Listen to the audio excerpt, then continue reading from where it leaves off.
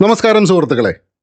സ്വാതന്ത്ര്യലബ്ധിക്ക് ശേഷം ഇന്ത്യൻ സായുധ സേന കണ്ടിട്ടുള്ളതിൽ വെച്ചിട്ട് ഏറ്റവും വലിയ ചരിത്രപരമായ ഒരു മാറ്റത്തിന് നമ്മൾ സാക്ഷ്യം വഹിക്കാൻ പോവുകയാണ്.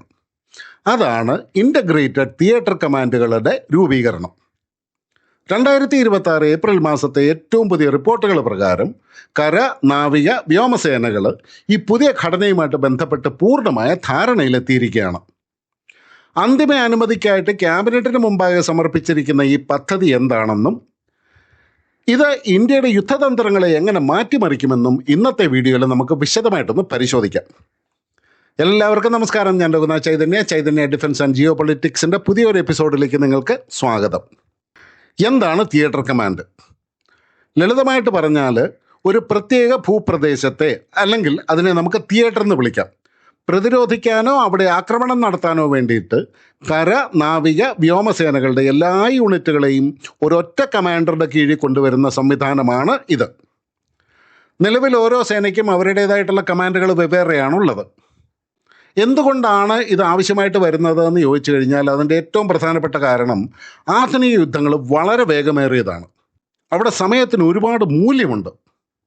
അങ്ങനെ വരുമ്പോൾ മൂന്ന് സേനകളും പരസ്പരം ആലോചിച്ച് തീരുമാനമെടുക്കാൻ കാത്തു നിന്നാൽ വിലപ്പെട്ട സമയമാണ് നഷ്ടപ്പെടുന്നത്. അതുകൊണ്ട് മൂന്ന് സേനകളുടെയും ശക്തികൾ ഒന്നിച്ചു ചേർത്ത് ഒറ്റക്കെട്ടായിട്ട് ആക്രമിക്കാനായിട്ട് ഈ സംവിധാനം അത്യന്താപേക്ഷിതമാണ്. ഇന്ത്യയെ പൂർണ്ണമായിട്ട് മൂന്ന് പ്രധാന മേഖലകളായിട്ട് തിരിച്ചാണ് ഇത് നടപ്പിലാക്കുന്നത്. അതായത് ചൈനീസ് അതിർത്തി, പാകിസ്ഥാൻ അതിർത്തി, സമുദ്രമേഖല. 2026 മെയ് മാസത്തോടെ ആദ്യത്തെ തിയേറ്റർ കമാൻഡ് പ്രവർത്തന സജ്ജമാകുമെന്നാണ് നമ്മളിപ്പോൾ പ്രതീക്ഷിക്കുന്നത്. ഓരോ തിയേറ്റർ കമാൻഡും 3 സ്റ്റാർ റാങ്കുള്ള ഒരു തിയേറ്റർ കമാൻഡറായിരിക്കും നയിക്കുന്നത്. ഇവർ നേരിട്ട് ചീഫ് ഓഫ് ഡിഫൻസ് സ്റ്റാഫിനും, അതായത് CDSനും കേന്ദ്ര സർക്കാരിനും റിപ്പോർട്ട് ചെയ്യും. ഇതെങ്ങനെയാണ് നടപ്പിലാക്കുന്നതെന്ന് ചോദിച്ചാൽ, നിലവിൽ ഇന്ത്യൻ സൈന്യത്തിന് ആകെ 17 സിംഗിൾ സർവീസ് കമാൻഡുകളാണ് ഉള്ളത്. എന്ന് പറഞ്ഞാൽ കരസേനയ്ക്ക് 7, വ്യോമസേനയ്ക്ക് 7 കമാൻഡുകൾ, നാവികസേനയ്ക്ക് 3 കമാൻഡുകൾ.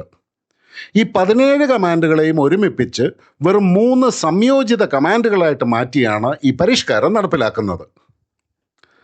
ഇതൊരു പുതിയ ആശയമാണോ എന്ന് ചോദിച്ചാൽ തീർച്ചയായിട്ടും അല്ല. ലോകത്തെ വൻകിട സൈനിക ശക്തികളെല്ലാം ഈ രീതിയാണ് നാളുകളായിട്ട് പിന്തുടരുന്നത്. നമ്മൾ കുറച്ച് വൈകിപ്പോയെന്നേ ഉള്ളൂ. ഉദാഹരണമായിട്ട് അമേരിക്ക. ലോകത്ത് തിയേറ്റർ കമാൻഡുകളുടെ ഏറ്റവും വലിയ ഉദാഹരണം അമേരിക്കയാണ്. അവർ ലോകത്തെ മുഴുവൻ 6 ഭൂമിശാസ്ത്രപരമായ കമാൻഡുകളായിട്ട് തിരിച്ചിട്ടുണ്ട്. ഉദാഹരണത്തിന് ഇന്ത്യ ഉൾപ്പെടുന്ന ഇൻഡോ പസഫിക് കമാൻഡ്, അല്ലെങ്കിൽ ഇൻഡോ പാക്കോം എന്ന് പറയും. പിന്നെ മധ്യേഷ്യയ്ക്കായിട്ടുള്ള സെൻറ്റ്കോം. അങ്ങനെ 6 ഏത് രാജ്യത്ത് ഓപ്പറേഷൻ നടത്തണമെങ്കിലും ആ പ്രദേശത്തെ കമാൻഡർക്കാണ് സമ്പൂർണ്ണ അധികാരം. ഇനി ചൈനയുടെ കാര്യത്തിലേക്ക് വരികയാണെന്നുണ്ടെങ്കിലോ, ഇന്ത്യക്ക് ഏറ്റവും വലിയ ഭീഷണിയായ ചൈന 2016 തന്നെ അവരുടെ സൈന്യത്തെ, അതായത് പീപ്പിൾസ് ലിബറേഷൻ ആർമി PLAയെ 5 തിയേറ്റർ കമാൻഡുകളായിട്ട് പുനഃസംഘടിപ്പിച്ച് കഴിഞ്ഞു. ഇന്ത്യയെ നേരിടാനായിട്ട് അവർക്ക് വെസ്റ്റേൺ തിയേറ്റർ കമാൻഡ് എന്നൊരൊറ്റ സംവിധാനമേ ഉള്ളൂ. പിന്നെ റഷ്യയും ബ്രിട്ടനും എല്ലാം. റഷ്യ അവരുടെ രാജ്യത്തെ മിലിറ്ററി ഡിസ്ട്രിക്റ്റുകളായിട്ട് തിരിച്ചിട്ടുണ്ട്. United kingdom UK strategic command രൂപീകരിച്ച് സേനകളെ സംയോജിപ്പിച്ച് കഴിഞ്ഞു. ചുരുക്കത്തിൽ ആധുനിക യുദ്ധത്തിൽ ജയിക്കാനായിട്ട് ഇങ്ങനെയുള്ള സംയോജനം കൂടിയേ തീരൂ. ഇനി നമുക്ക് ഇന്ത്യയുടെ പുതിയ തിയേറ്റർ കമാൻഡിൻ്റെ ഘടനയൊന്ന് പരിശോധിക്കാം. നേരത്തെ സൂചിപ്പിച്ചതുപോലെ നിലവിലെ 17 സേനാ അധിഷ്ഠിത കമാൻഡുകളെ മാറ്റി ഇന്ത്യ ഇനി 3 സംയോജിത ഭൂമിശാസ്ത്ര കമാൻഡുകളിലേക്ക് മാറും. എന്ന് പറഞ്ഞാൽ അതിലാദ്യത്തേത് നോർത്തേൺ തിയേറ്റർ കമാൻഡ്. ഇതിൻ്റെ ലക്ഷ്യം ചൈനയുമായിട്ടുള്ള അതിർത്തിയായിട്ടുള്ള ലൈൻ ഓഫ് ആക്ച്വൽ കൺട്രോൾ പൂർണ്ണമായിട്ടും ഈ കമാൻഡിൻ്റെ കീഴിലായിരിക്കും. ഇതിൻ്റെ ആസ്ഥാനം ഉത്തർപ്രദേശിലെ ലക്നൗ ആയിരിക്കും. ഈ മേഖലയിലെ പ്രധാന പ്രവർത്തനങ്ങൾ കരസേനയുടേതായതിനാൽ ഒരു കരസേനാ ഉദ്യോഗസ്ഥനായിരിക്കും ഈ കമാൻഡിനെ നയിക്കുക. രണ്ടാമത് വരുന്നതാണ് വെസ്റ്റേൺ തിയേറ്റർ കമാൻഡ്. ഇതിൻ്റെ ലക്ഷ്യം പാകിസ്ഥാനുമായിട്ടുള്ള അതിർത്തിയുടെ സമ്പൂർണ്ണ ചുമതല.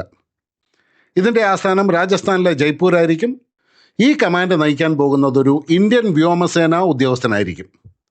പാകിസ്ഥാനെതിരെയുള്ള ഏത് നീക്കത്തിലും വ്യോമസേനയ്ക്കുള്ള നിർണായക പങ്ക് കണക്കിലെടുത്തിട്ടാണ് ഈ മാറ്റം. മൂന്നാമത്തേതാണ് മാരിടൈം തിയേറ്റർ കമാൻഡ്.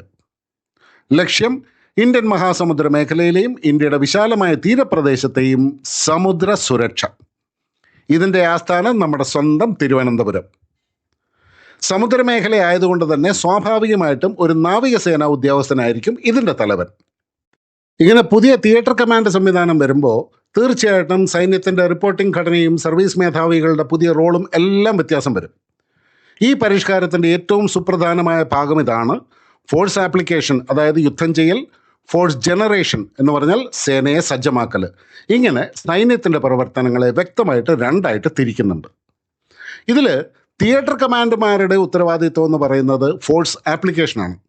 അതായത് തങ്ങൾക്ക് അനുവദിച്ചിട്ടുള്ള ഭൂപ്രദേശത്ത് സൈനിക ഓപ്പറേഷനുകൾ പ്ലാൻ ചെയ്യുകയും അത് നടപ്പിലാക്കുകയും ചെയ്യുക, യുദ്ധസമയത്ത് തീരുമാനങ്ങൾ എടുക്കുക. ഇവർ നേരിട്ട് ചീഫ് ഓഫ് ഡിഫൻസ് സ്റ്റാഫിനും കേന്ദ്ര സർക്കാരിനുമാണ് റിപ്പോർട്ട് ചെയ്യുന്നത്.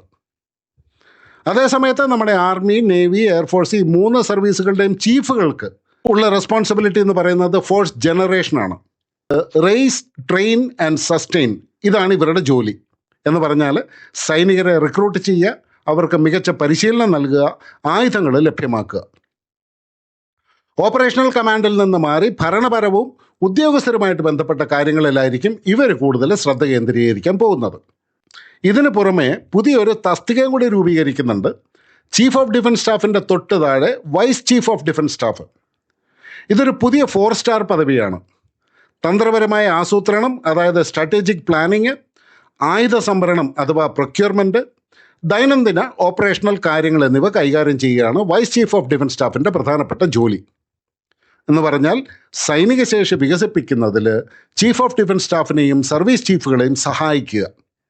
പഴയ കാലത്തൊക്കെ ഒരു യുദ്ധമുണ്ടായാൽ ആർമി ചീഫും നേവി ചീഫും എയർ ചീഫും ഡൽഹിയിലിരുന്ന് നിർദ്ദേശങ്ങൾ നൽകുമായിരുന്നു.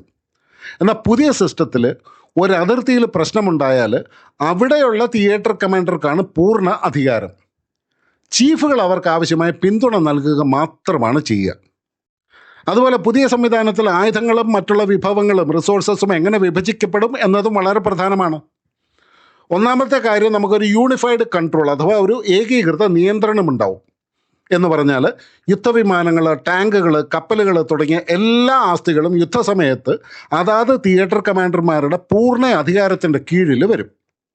ഉദാഹരണത്തിന് പാകിസ്ഥാൻ അതിർത്തിയിൽ ഒരു പ്രശ്നമുണ്ടായാൽ ആ ഭാഗത്തുള്ള എയർഫോഴ്സിൻ്റെ യുദ്ധവിമാനങ്ങൾ പറത്താനായിട്ട് ജയ്പൂരിലെ വെസ്റ്റേൺ കമാൻഡർക്ക് ഡൽഹിയിലെ എയർ ഹെഡ്ക്വാർട്ടേഴ്സിൻ്റെ അനുമതിക്ക് കാത്തു നിൽക്കേണ്ട ആവശ്യം വരില്ല. പിന്നെ വ്യോമസേനയ്ക്ക് പ്രത്യേകമായിട്ട് ചില ഇളവുകൾ കൊടുത്തിട്ടുണ്ട്. കാരണം തിയേറ്റർ കമാൻഡ് ചർച്ചകളിൽ വ്യോമസേന മുൻപ് ചില ആശങ്കകൾ ഉന്നയിച്ചിട്ടുണ്ടായിരുന്നു. റിസോഴ്സസ് അഥവാ വിഭവങ്ങൾ വിഭജിച്ച് നൽകിയാൽ വ്യോമസേനയുടെ ശക്തി കുറയുമെന്നായിരുന്നു അത്. ഇത് പരിഹരിക്കാനായിട്ട് ഒരു വലിയ മാറ്റം വരുത്തിയിട്ടുണ്ട്. തന്ത്രപ്രധാനമായ വ്യോമ ആസ്തികളായ അവാക്സ്, airborne warning and control system, അതുപോലെ ആകാശത്ത് വെച്ച് ഇന്ധനം നിറയ്ക്കുന്ന റീഫ്യൂലിംഗ് വിമാനങ്ങൾ, പിന്നെ പ്രധാനപ്പെട്ട ട്രാൻസ്പോർട്ട് വിമാനങ്ങൾ എന്നിവ തിയേറ്ററുകൾക്ക് വിഭജിച്ച് നൽകില്ല. അതിന് പകരമായിട്ട് ഇവ എയർ ഹെഡ്ക്വാർട്ടേഴ്സിൻ്റെ കേന്ദ്രീകൃത നിയന്ത്രണത്തിൽ തന്നെ തുടരും. ആവശ്യമുള്ളപ്പോൾ ഏത് തിയേറ്ററിലേക്കും ഇവയെ അയക്കാനായിട്ട് സാധിക്കും. അതുപോലെ തന്നെ പ്രത്യേക സബ് കമാൻഡുകളുടെ ഒരു ഘടനയും രൂപീകരിച്ചിട്ടുണ്ട്. എന്ന് പറഞ്ഞാൽ ഭൂമിശാസ്ത്രപരമായ 3 തിയേറ്റർ കമാൻഡുകൾക്ക് പുറമെ ആധുനിക കാലത്തെ യുദ്ധങ്ങൾക്കായിട്ട് സൈബർ, ബഹിരാകാശം, സ്പെഷ്യൽ ഓപ്പറേഷൻസ് എന്നിവയ്ക്കായിട്ട് പ്രത്യേക സബ് കമാൻഡുകളും കൂടി രൂപീകരിക്കും. അതായത് 3 സേനകൾക്കും കൂടി ഒരു പൊതു സപ്ലൈ ചെയിൻ നെറ്റ്വർക്കും മെയിൻ്റനൻസ് പ്രോട്ടോക്കോളും ഇതിൻ്റെ ഭാഗമായിട്ട് വരും. അപ്പം ന്യായമായൊരു ചോദ്യം വരും, ഇത്രയും വലിയ മാറ്റങ്ങൾ നടത്തുന്നതുകൊണ്ട് ഇന്ത്യക്ക് എന്ത് ഗുണമാണ് ലഭിക്കുക? അതിൽ ആദ്യത്തേത് വേഗത്തിലുള്ള തീരുമാനങ്ങൾ തന്നെയാണ്. ഒന്നിലധികം മേധാവികളുടെ അനുമതിക്കായിട്ട് കാത്തു നിൽക്കാതെ ഒറ്റ കമാൻഡർക്ക് വേഗത്തിൽ തീരുമാനമെടുക്കാനായിട്ട് കഴിയുന്നു. കാരണം യുദ്ധത്തിൽ സമയമാണ് വിജയത്തിൻ്റെ അടിസ്ഥാനം. രണ്ടാമതായിട്ട് വിഭവങ്ങളുടെ കാര്യക്ഷമമായ ഉപയോഗം, അതായത് റിസോഴ്സസ് ഓപ്റ്റിമൈസേഷൻ. 3 സേനകളും വെവ്വേറെ ആശുപത്രികൾ, പരിശീലന കേന്ദ്രങ്ങൾ, ലോജിസ്റ്റിക്സ്, വാഹനങ്ങൾ എന്നിവ ഉപയോഗിക്കുന്നത് ഒഴിവാക്കിയിട്ട് എല്ലാം ഒരു കുടക്കീഴിൽ കൊണ്ടുവരുന്നതിലൂടെ ആയിരക്കണക്കിന് കോടി രൂപയുടെ ലാഭമാണ് രാജ്യത്തിന് ഉണ്ടാവുക. പിന്നെ കുറച്ചും കൂടെ മികച്ച ഏകോപനം, അതായത് കരസേനയുടെ ആക്രമണത്തിന് കൃത്യസമയത്ത് തന്നെ വ്യോമസേനയുടെ കവർ നൽകാനായിട്ട് സംയോജിത കമാൻഡുകൾ വഴി വളരെ എളുപ്പത്തിൽ സാധിക്കും. കൂടാതെ ഭാവിക്കായിട്ടുള്ള തയ്യാറെടുപ്പും. എന്ന് പറഞ്ഞാൽ ചൈനയെ പോലെയുള്ള വൻ ശക്തികൾ ഇതിനകം ഈ സിസ്റ്റത്തിലേക്ക് മാറിയത് കൊണ്ട് ഭാവിയിലെ ഏത് വെല്ലുവിളിയും നേരിടാനായിട്ട് ഇന്ത്യൻ സൈന്യത്തെ ഈ മാറ്റം സജ്ജമാക്കുന്നുണ്ട്. ചുരുക്കത്തിൽ സ്വതന്ത്ര ഇന്ത്യയുടെ പ്രതിരോധ ചരിത്രത്തിലെ പുതിയൊരു അധ്യായമാണ് 2026 മെയ് മാസത്തോടെ ആരംഭിക്കാൻ പോകുന്നത്. സുഹൃത്തുക്കളെ, വീഡിയോ നിങ്ങൾക്ക് ഇൻഫോർമേറ്റീവായിട്ട് തോന്നിയിട്ടുണ്ടെങ്കിൽ തീർച്ചയായിട്ടും ഒന്ന് ലൈക്ക് ചെയ്യുക. കൂടുതൽ ഡിഫൻസ് അപ്ഡേറ്റുകൾക്കായിട്ട് ഈ ചാനൽ ഒന്ന് സബ്സ്ക്രൈബ് ചെയ്യുക.